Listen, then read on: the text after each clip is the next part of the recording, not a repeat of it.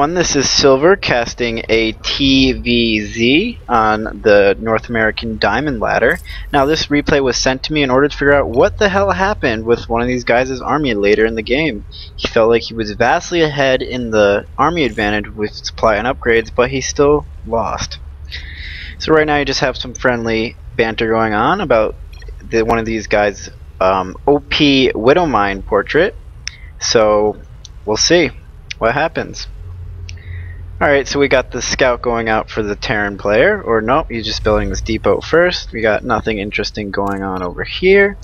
So, I mean, let's just, in the early game, let's just talk about how fun Heart of the Swarm StarCraft is. I mean, I have never played StarCraft 2 as much as I have been now, because Heart of the Swarm is pretty much awesome. Now, we do see a lot of flaming and complaints going on in the forums about the overpoweredness of Widow Mines, but however, I feel like they fulfill a necessary niche for the Terran utility kit, because they can also harass, are pretty good at stopping up mutilus harass, but it's just players are going to have to learn how to deal with it, get that early detection out, because Widow Mines early can ruin your game.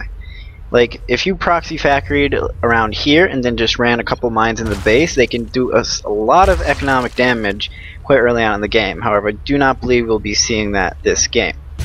Do have an Overlord moving across the field with his nice custom skin. I feel like with this custom skin for the Overlords, it's like just a dreadlocked Overlord, you know, it's like a Rastaman. Because he kind of got like these dreads in the back, so I don't know, it's a nice aesthetic spec. I do love all the skins, especially the Zealot for the Protoss. It kind of makes him look like a ninja. Now, I have seen an expansion thrown down for the third player, King. It's King of Queens versus Bobby Bridges, so I'm just going to abbreviate it to King versus Bobby. So he has thrown expansion. He's probably going in standard opener for a Zerg. We'll see if he actually gets up to 3 bases here. And we have the Overlord Scout just getting to the base. There is a Marine underway, so that I think this Overlord will make it out in time before that Marine comes out. So far, yeah, nothing good. Orbital Command first, that is always a good idea. So if you're playing Terran and your Orbital Command is not upgraded almost immediately into your command center is not upgraded almost immediately into a Orbital Command, then you're probably in Silver League or lower, because that is something you need to do right away in order to get the cast mules, because this thing right here will boost your economy.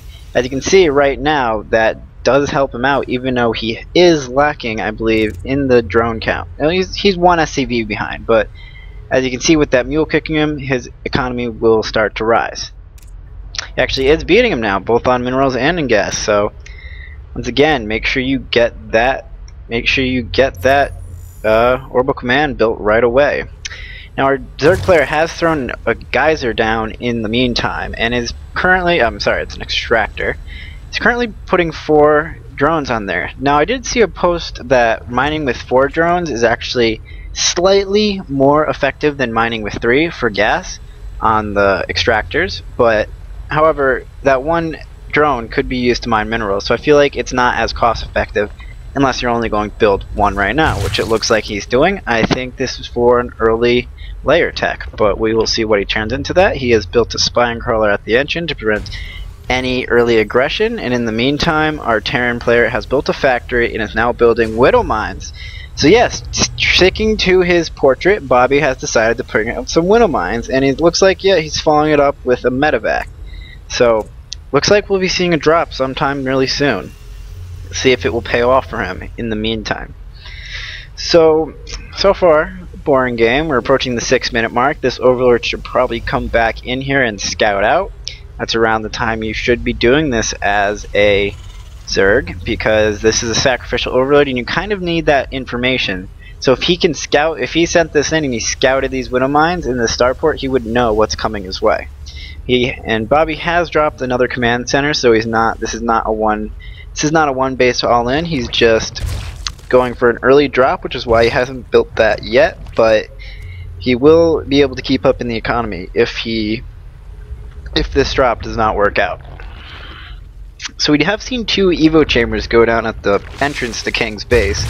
I think he's trying to create some sort of funneling system for the Terran units by Yeah, as you can see, he's creating a gap here so that the Terran will bunch up if needed. But it looks like he's going for a pretty much entire wall off to...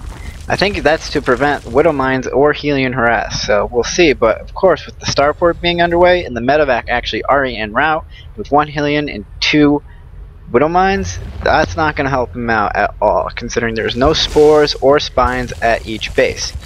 He has nice even saturation, however, on both of his main and his natural, so that's the sign that he is going for a pretty much economic opener, and these mineral patches will be live longer than if he had oversaturation on this one. Now the drop is moving in.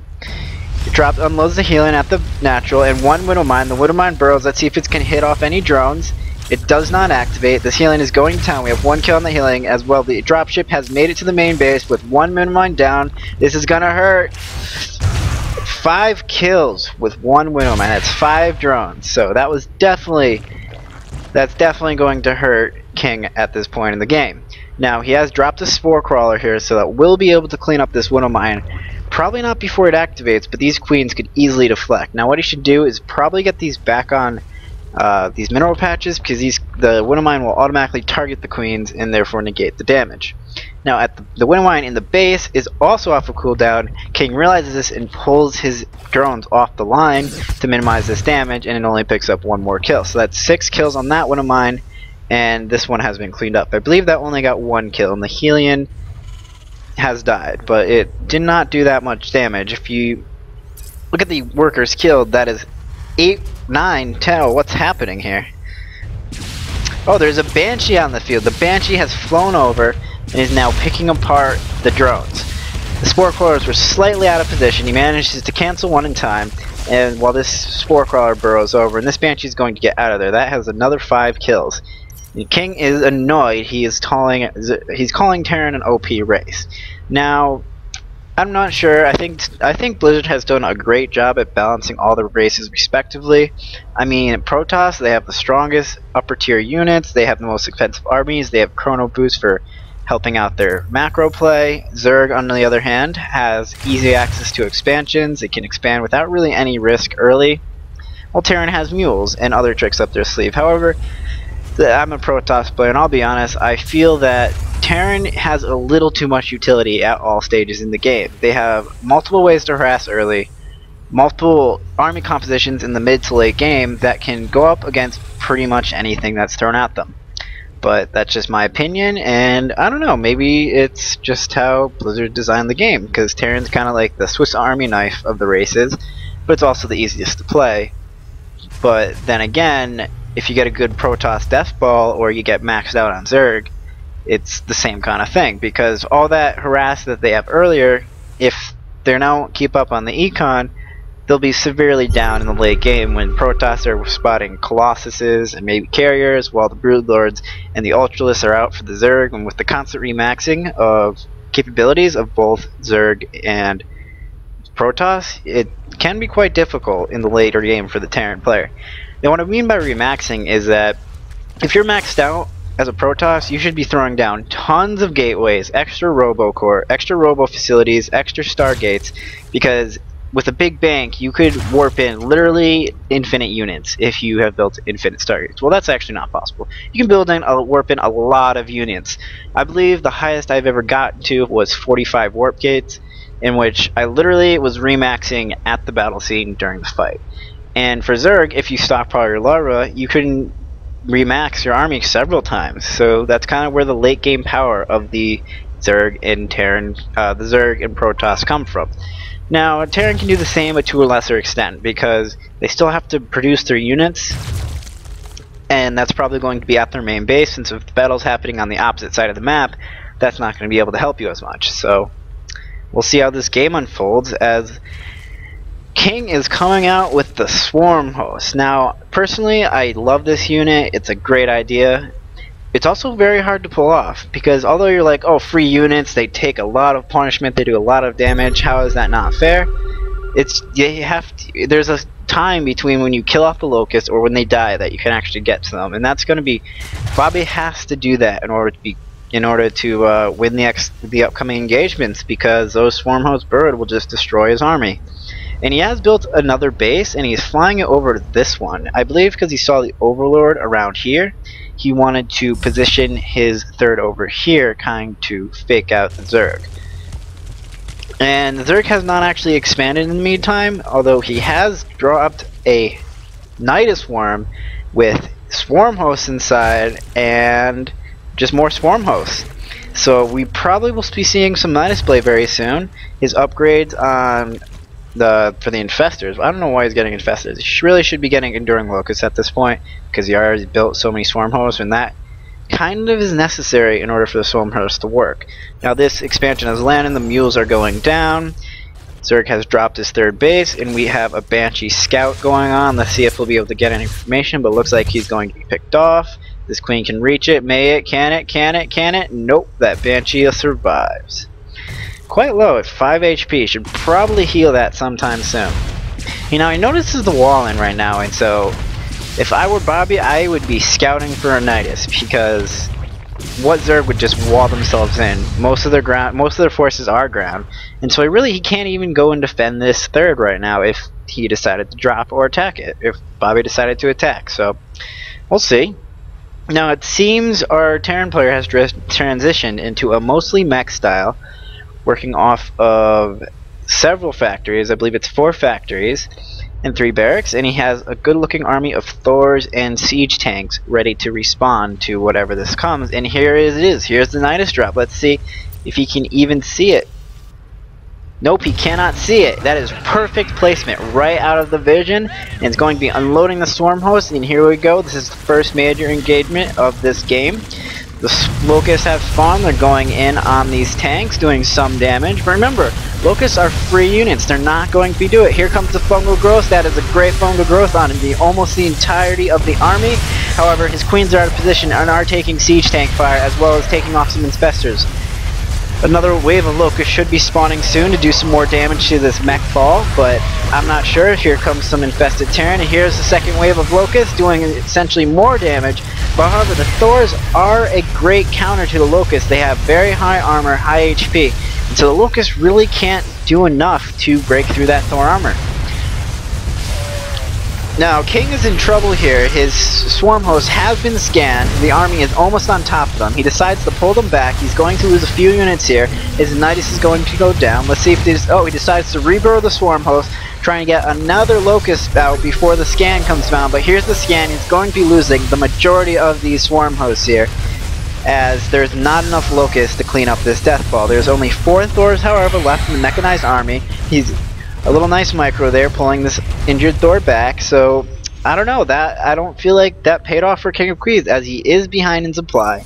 He is behind in... Oh, he's around tied in the minerals tab, but I believe that was pretty costly for him. Yeah, he did not come out on top of there, losing almost like 2,000 more resources overall for this game. So I don't believe that paid off. Now, Bobby's playstyle is pretty adept at taking out Swarm Hosts because of the high armor on the Thors, and I believe he has been getting armor upgrades almost exclusively.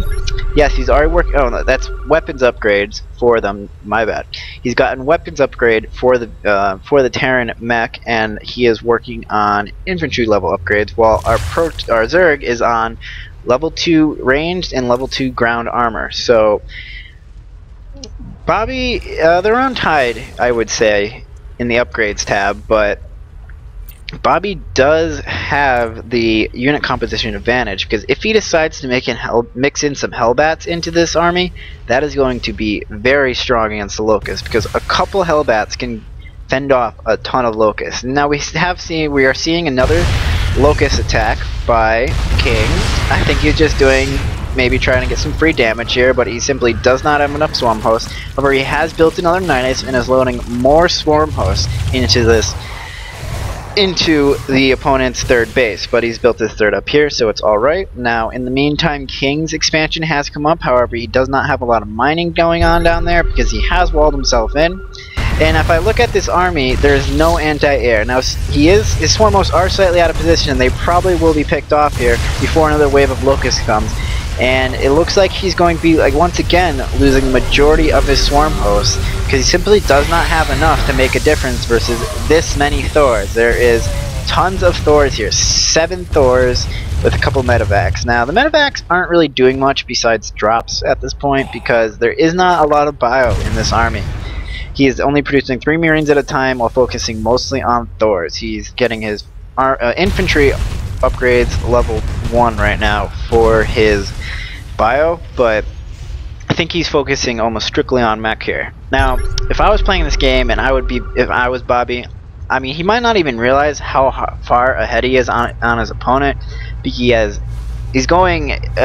King has lost twice as many resources in this game so far, and I believe Bobby has spent more. Yes, Bobby has spent 2,000 more on his army, so that puts King severely down in most sense. And he should push now, but I think he's just afraid of getting caught up with a bad engagement by the swarm host. And King is probably responding to the inevitable push, which is actually moving across the map right now, by building some more defenses at his third, but it's just not enough. As you can see, they are both floating tons of money. And now at this stage of the game, that should not be happening. You should be maxed out if you have 5,000 minerals in the bank. But I believe he doesn't have enough larvae. He has 23 larvae, so I'm not sure what he's doing here. Maybe he's going for a tech upgrade. He's actually currently building a layer, so he might be going for something else. But then again, we will see.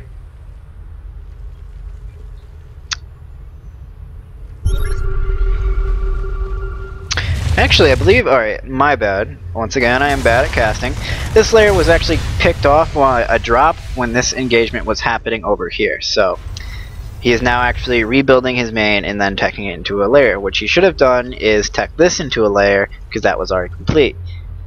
So, right now, King is kind of on his heels. Although he has caught up into the supply, the mech army is looking very powerful at this point, with it's pretty much exclusively Thors, a handful of Marines and medevacs, and an Automatron 2000 mixed.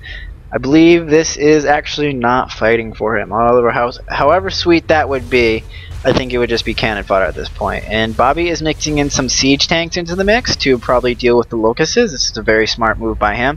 And he's also producing a Raven, which will save him scans when he decides to engage. Now, King has positioned most of his forces behind the natural defenses at his natural, and has a large amount of swarm hosts and zerglings and pretty much nothing else at this point that can help him out here. He has 18 swarm hosts. That is a healthy number of swarm hosts. But unfortunately, he doesn't really have the infestors or any anti-air to back this up. So, in fact, if Bobby had built a starport with a reactor, a tech lab, which he already has done, cranking out a few Banshee here's might be able to win it. He doesn't have that many spores, and yes, these can fungal him, but once again, 4 or 5 Banshees coming in from this side could take out a lot of these swarm hosts with a Raven.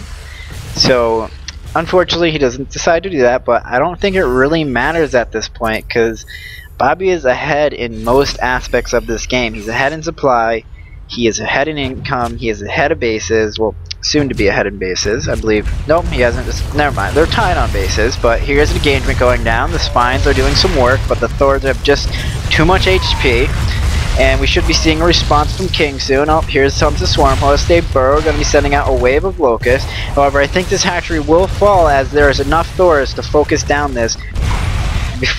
down before the locusts get there. However, he does decide to pull off in the face of this massive Locust army, and now the Locusts are pretty durable because they have 2/2 upgrades at this point. However, that wave of Locusts will get down. The Zerglings are streaming in from the side. The Infestors fungal, keeping some Thors in place. And now my screen is lagging ridiculously. I'm not sure why that is happening, but I feel like whenever I watch replays, my game performance actually goes down because I'm playing the game. So we do have Thors moving across in the medevacs. This will probably That's just some good micro here as he can place it right on top of the expansion while the rest of the army deals with the locusts. And now King has to deal with this because this is his third base. His natural is, his main's completely mined out. His natural is completely mined out. So this is his only mineable base right now. He needs to save this. He needs to make something happen. Here comes another wave of locusts. They could probably clean this up. One Thor goes down, the second's about to fall, this one's going to go down, and I believe he will have enough to make this work. Still, that is a substantial hit, because right now, King's income is at pretty much 0. He has almost no mining going on at all. And he does have a nice bank, but still, the Terran opponent's mining is still looking pretty healthy. Now they have made a couple mistakes by not expanding earlier because his natural is running out and his main is almost down, so he should have actually taken this base and this base at this point of the game, especially with his opponent this far behind. Because taking a look at the unit loss tab, now that was a pretty nice engagement for the Zerg player, as he did even up the unit loss tab almost to the dot. That is a 40 mineral difference. However, the Terran army has an income and he does not, so he's going to be able to constantly remax while nothing can happen. And here's a huge drop going down at the main. I think he wants to kill the tech structures. Marines are unloading that queen and do anything to stop it, and the Marines aren't even stimming as they are just going to town. And here's another drop at the natural. The swarm hosts are here though. Will they be able to get off enough locusts? And here comes massive locust wave, cleans off this drop. However, the drop in the main has taken off the layer tech and is going to town. They're knocking out a spawning pool and trying to escape from this massive wave of locusts. And there we go. That's a nice explosion of the locusts. And he does get a good fungal on these meta drops. Of course, Bobby responds by unloading the Marines and killing those infestors. So I believe King has just swarm hosts and one infestor at this point and a ton of zerglings for his unit composition. So once again, he has those swarm hosts which are pretty powerful in mass at this number. So, but Terran army is quite looking powerful actually. He's transitioned straight to Marines at this point. The Terran army can be remaxed almost endlessly off this amount of econ, while Zerg player has no mining going on. I believe it is just gas. Yep, 0 mineral income. And he does have a little bit of bank left, but every unit he lost he cannot afford to replace. And we have the drop continuing into this third base. This will probably fall as his swarm hosts are out of position. The locust will not make it in time. His creep spread has not been good enough to make a complete creep blanket over there so that he can readily defend his expos, but this base probably will fall. However, I think King is just deciding to move out. He has realized that his base is lost, he cannot do anything about that, but he's relying on this massive swarm of swarm hosts, 26 swarm hosts, to do substantial damage here. Now he does burrow right dangerously close to the Terran opponent with the Raven there, and here comes the locust wave that can do some damage to this army. And my screen is lagging ridiculously, but nothing's gonna happen. These locusts are too slow, not on creep. So swarm hosts are moving across, probably going to attack this expansion up here. Terran Bobby is just sitting back, building another 4 more barracks. This is always good considering he's been floating money all game. The macro has been not too great on these opponents, I'm going to say. I'm not trying to be offensive, but they've been floating minerals all game. And there is a secret missile on the drone. I think it's going to make it out of range. However, that could have done some decent damage to those drones, as the secret missile does 100 splash damage. It is a lot weaker initially on the first target compared to Wings of Liberty, but it does a lot of splash damage. That would have killed all those drones. And so the locusts have come here to harass this expansion, because I think this might just be him not realizing, but he's kind of lucky actually, because that was his opponent's only mining base. With that lifted off, that's it for the econ on the Terran player. Yep. Well, this one is going to die soon. We're going to see that mineral tab drop substantially. He should kind of just focus down this orbital command, because really, why not? I don't believe he even has upgraded his locusts yet so that they spawn longer, and that is going to be severely hurting him later in the game.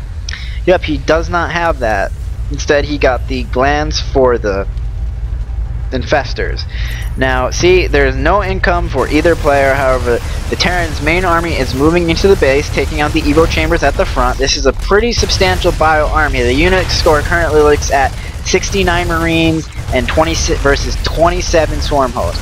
Now, normally I would think that this many Swarm hosts are maxed out on upgrades. They have 3 armor and then 3 attack on the range. Could beat this many Marines, which are only have the 3 attack. So we'll see what happens at this is kind of a extreme late game.